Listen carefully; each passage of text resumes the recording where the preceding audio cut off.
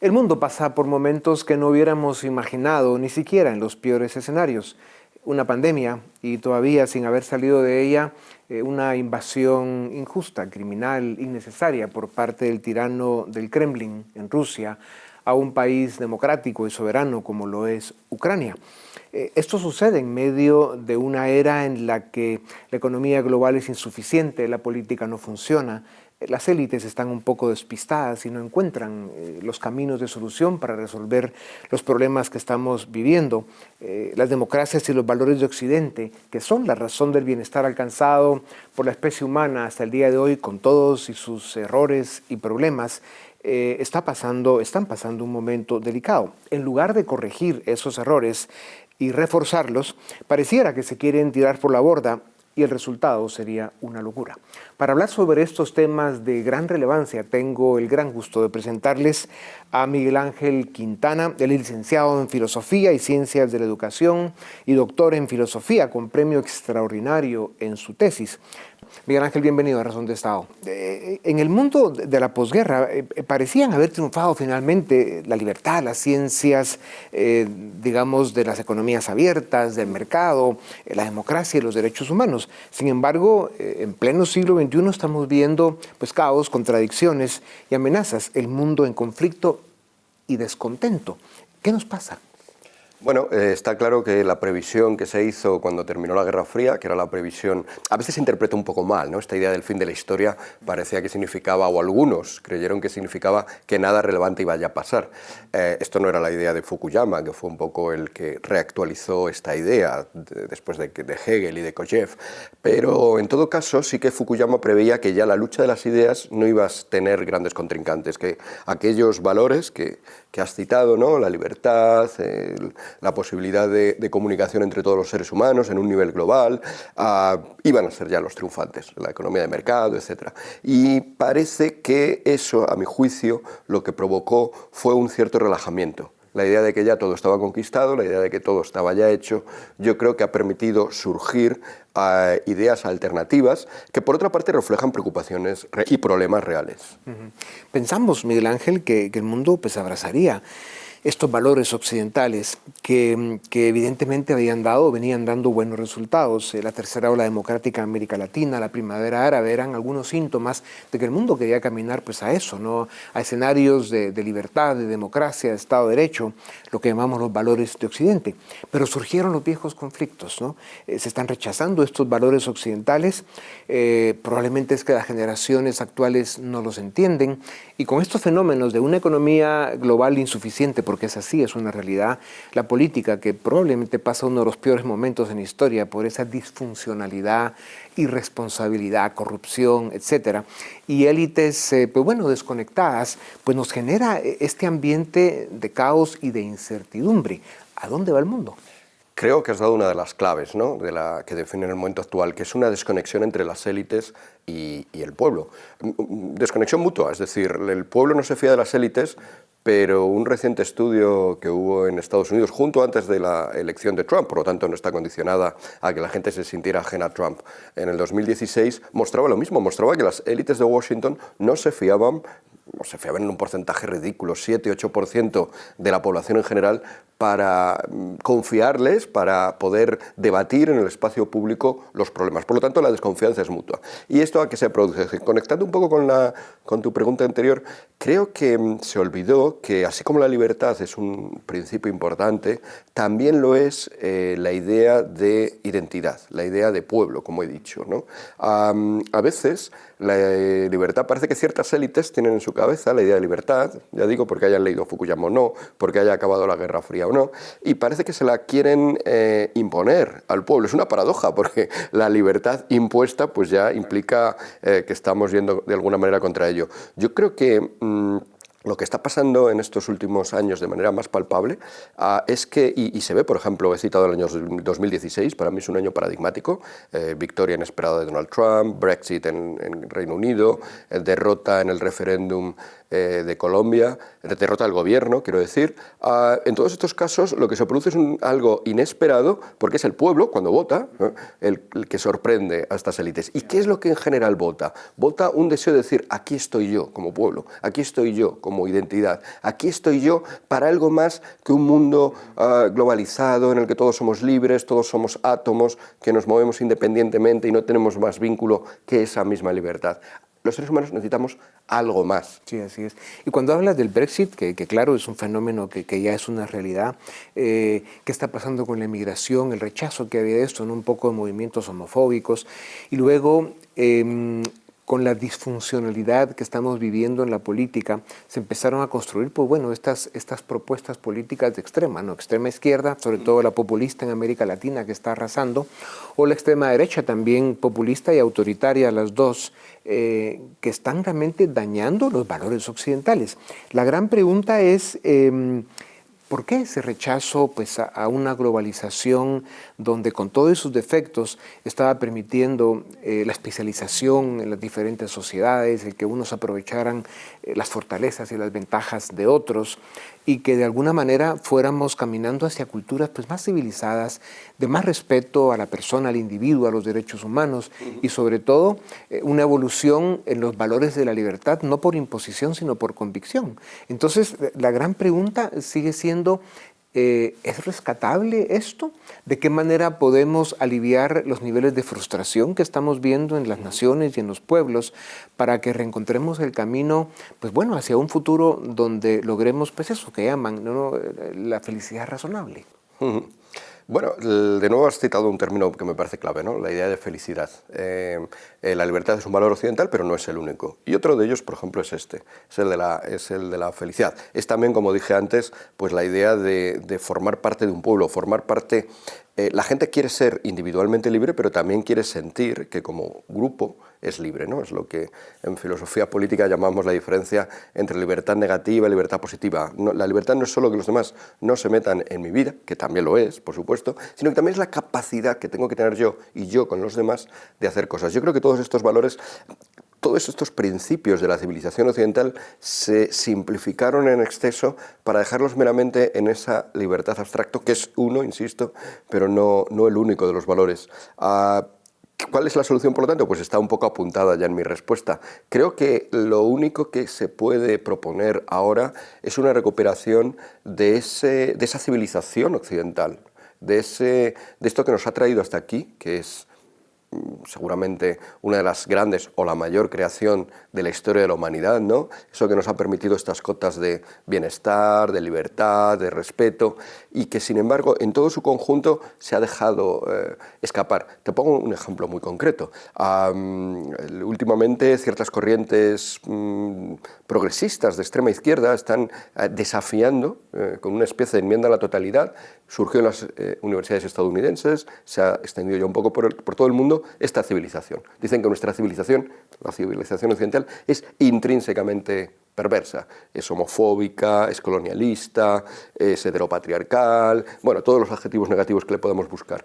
Y que por lo tanto hay que abandonarla. Ese desafío fuerte, ya digo, está ocurriendo incluso entre, bueno, quien va a la universidad en los Estados Unidos no son precisamente los depauperados, ¿no? Sino en clases altas de un país rico, potente, el más rico, el más potente. Miguel Ángel, en medio todavía de una pandemia que no ha terminado, el mundo está viviendo con consecuencias extraordinarias, muy negativas, la criminal, injusta e innecesaria invasión de Rusia a Ucrania. Obviamente ya se hizo evidente que el tirano del Kremlin jamás imaginó la reacción de Occidente, el resurgimiento de la OTAN, las sanciones económicas que se están poniendo y por supuesto tampoco esperaron la reacción del pueblo ucraniano, del ejército ucraniano, que le están dando una paliza muy bien merecida, digamos, a los invasores, con un costo humano, económico y social brutales. ¿Qué papel juega China, según tú, en toda esta dinámica? Porque, digamos, partimos de la base de que el tirano del Kremlin entró en un laberinto sin salida y que está en un proceso de autodestrucción. De esta Putin no puede salir bien, no va a salir bien. La historia nos lo enseña y creo que la evidencia cada día más lo confirma. Pero sí vamos hacia un mundo otra vez de una especie de guerra fría, esta vez entre China y Estados Unidos, donde se podrían ir definiendo zonas de influencia. Estados Unidos y en lo que se vaya construyendo Occidente, y China con los espacios que también ellos vayan capturando. ¿Qué mundo ves tú en el futuro próximo? Es una paradoja justo en estas claves, porque en un mundo así que miráramos con la mirada que, por ejemplo, tuvo Huntington, a la par que Fukuyama en su momento, en un mundo así las similitudes entre Rusia y Occidente son mucho mayores que las que puede haber entre Rusia y China, por un montón para empezar, por la pertenencia a la cristiandad, por también un montón de características de vínculos históricos, etc. Sin embargo, yo creo que de nuevo nos encontramos aquí con algo parecido, una civilización occidental que no cree en sí misma y que por lo tanto no es capaz de integrar dentro de sí a Rusia, o Rusia de alguna manera no se siente integrada y le plantea todo un desafío, como es el que estamos viendo, nada más y nada menos que el de la conquista, la invasión de un país, y por otra parte una China que sí se siente, sí se fía de sí misma, sí se siente con una identidad propia y con algo que decir en el mundo. Es cierto que contemplado desde nuestro punto de vista, esa palabra que tiene que decir China, pues es incomparablemente peor, ¿no? Tiene unas cotas de libertad, en los dos sentidos que dije antes, tanto del individuo como del pueblo en su conjunto, ínfimas comparadas con las nuestras. Pero esta guerra yo creo que de alguna manera demuestra esto. Creo que hasta ahora algunos de los principios que Putin decía defender, que no los defendía, ya lo sabemos, y dentro de su país realmente pues las tasas en un montón de indicadores nos indican que no estaba defendiendo. Esos principios, si Occidente los hubiera podido plantear con voz propia, hubieran sido un poco de un cierto valladar a la propaganda del Kremlin. América Latina, Miguel Ángel, es una región del mundo llena de contradicciones y de obstáculos que no ha sido capaz de superar. La pandemia aceleró las desgracias de esa región del planeta, hizo más evidentes sus vacíos y por supuesto una región en la que la política es terriblemente disfuncional. Estamos en una época en la que hay pues, una toma básicamente de movimientos populistas, la mayoría de izquierda. Tenemos el caso de Bolsonaro, que es un populista de derechas en Brasil, pero pues bueno, somos eso, en una región que no funciona bien. Y la pandemia le dio una paliza a esta región de la que todavía se está haciendo el inventario de los daños. ¿Cuál es el problema de América Latina? ¿Por qué está costando tanto que estos países encuentren un camino al desarrollo y al bienestar? Sí, en lugares como Europa está costando, o Estados Unidos, lo citaba antes, está costando engarzarse bien con esta tradición, con esta civilización a la cual pertenecemos, en Iberoamérica, por motivos patentes para cualquiera, pues esta dificultad se incrementa. He hablado antes de la mentalidad o de los intentos desde las universidades estadounidenses de cuestionar nuestra civilización. En Latinoamérica tenemos movimientos indigenistas, por ejemplo, que hacen un poco lo mismo. En este caso, además, con el apoyo pues, de ciertas poblaciones a las que dicen representar. Obviamente no se las representa o no se les propone lo que sería mejor para ellas, pero este indigenismo recurrente, esta vinculación con movimientos del siglo XIX, bolivarianismo, etcétera, que representan un desafío serio para la civilización occidental, pues por desgracia en Iberoamérica cosechan mayor apoyo popular. Claro. Cuando tú hablabas de los temas de identidad, indigenismo, o ahora los fanáticos que están con diferentes temas de cualquier tipo, ¿no? Desde el clima, donde hay razones importantes para resolver ese tema que es una amenaza real para el planeta y en el que la especie humana puede hacer algo. Pero hay muchos temas donde básicamente lo que estamos escondiendo es nuestras frustraciones, el rechazo que hay a un estado de cosas que no está resolviendo los problemas de la gente, porque al final de eso se trata, esta economía global insuficiente de la que hablábamos. Entonces, el desahogo, la reacción, el berrinche del ser humano parece que pues, se esconde en estas discusiones que no llevan a nada. ¿No crees tú, Miguel Ángel, que si, pues no sé, las diferentes partes del planeta, los continentes y el mundo encontrara otra vez un modelo económico que satisfaga las necesidades de la gente, que les ayude a resolver el diario vivir con lo que conlleva, ¿no? El trabajo duro, los sacrificios, pero bueno, pero se resuelve.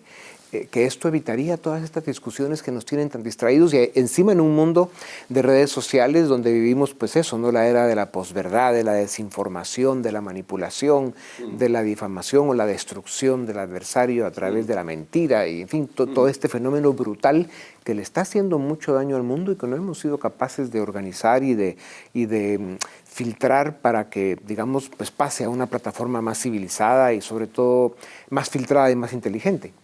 ¿Cuál es la solución a esta dinámica? Sí, la idea de posverdad a mí me gusta matizarla, ¿no? Porque la idea de posverdad es muy significativa de lo que veníamos diciendo. La idea de posverdad no es meramente un nuevo nombre para la mentira de toda la vida, porque para eso ya teníamos la palabra mentira, no necesitábamos una nueva. La idea de posverdad es más sutil, es algo, por cierto, con lo que ha jugado mucho Putin. Es la idea de generar desconfianza de nuevo. Ya no sé lo que es verdad, ya no sé lo que es mentira y por lo tanto me despreocupo, por lo tanto me da igual, por lo tanto difundo un rumor o algo que he visto en las redes sociales o acepto una teoría disparatada, como las que a veces, por ejemplo, se habían emitido desde Rusia, ¿no? Cuando cayó un avión en tierras ucranianas, derribado por ellos. Todo este tipo de dinámicas lo que hacen es hacernos desconfiar. ¿Y desconfiar de qué? De nuevo, desconfiar de nuestra civilización, desconfiar también, por supuesto, de nuestras élites, pero también desconfiar de nosotros mismos. Frente a todo esto, la cuestión económica, no soy un experto en economía, pero sí que hay algo que sé, quizá por la experiencia que hemos tenido en la propia España. Durante años, cuando empezaron todos este tipo de cuestiones, ¿no? 2011, el agitado año de 2011, ¿no? Los indignados, que se decían aquí, Occupy Wall Street, las primaveras árabes, etc. 2011, luego 2016, que ya hemos citado. Durante todo ese periodo aquí en España, la apuesta del partido en el gobierno, la apuesta del partido que era de centro-derecha, era básicamente la de decir, la economía lo salvará todo. Mientras la economía vaya bien, lo demás no importa. Y yo creo que eso es un error. Ese es el mismo error que estamos detectando. La economía es importante, pero no es lo único que importa. Claro, la gente quiere tener también un motivo por el cual vivir, un motivo que le guíe hacia el futuro. Y ese motivo solamente puede estar en nuestra raíz. Has afirmado, Miguel Ángel, que los de derecha son más felices, viven mejor. ¿Por qué?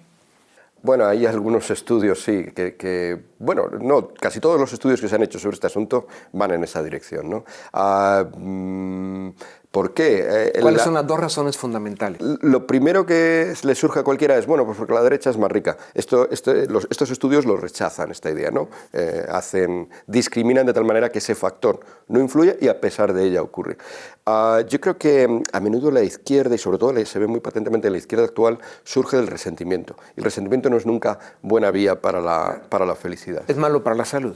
Y es malo para la salud, seguramente, adicionalmente. Entonces, este es un primer motivo por el cual seguramente Y el segundo motivo es que hay una fuerte incomprensión entre personas de derecha y de izquierda, pero lo que ocurre a menudo es que la izquierda tiene una visión de la realidad moral más plural. La izquierda se concentra mucho en algo que es importante, que es la opresión, ¿no? De unos hacia otros, de unos grupos hacia otros. Pero también son importantes otros valores. También es importante, por ejemplo, la idea de justicia, que la izquierda se interpreta de otra manera. También es importante la idea de respeto ante cosas sagradas, puras, que nos suscitan un respeto natural. También todo ese tipo de asuntos hacen que nuestra personalidad sea más rica. Claro. Y se desprecian desde la izquierda. Y es evidente que la confrontación que estamos viendo en el mundo, que realmente más que ideológica, tiene que ver pues, con esos altos niveles de frustración que hay respecto a las expectativas pues, que ha creado el mundo que vivimos con la globalización, el exceso de información al que estamos expuestos. Y entonces esa frustración se lleva a la mesa de discusión, de discusiones bizantinas al final, ¿no? Pero bueno, en todo caso, Miguel Ángel, lo que está claro es que hay un conjunto de valores y de virtudes, como tú muy bien lo dices, que son los que hacen que la vida funcione, ¿verdad?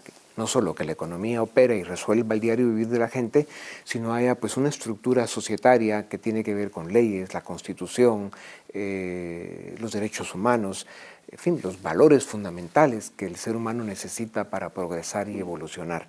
Así que, sin más que decir, si tuvieras que hacer un pronóstico en una palabra por los segundos que nos quedan, de cómo ves el mundo dentro de 10, 15, 20 años, ¿qué palabra encuentra tu mente y tu corazón? Hay un chiste danés que dice que es mejor no hacer predicciones, sobre todo sobre el futuro, y esa me parece una postura bastante inteligente.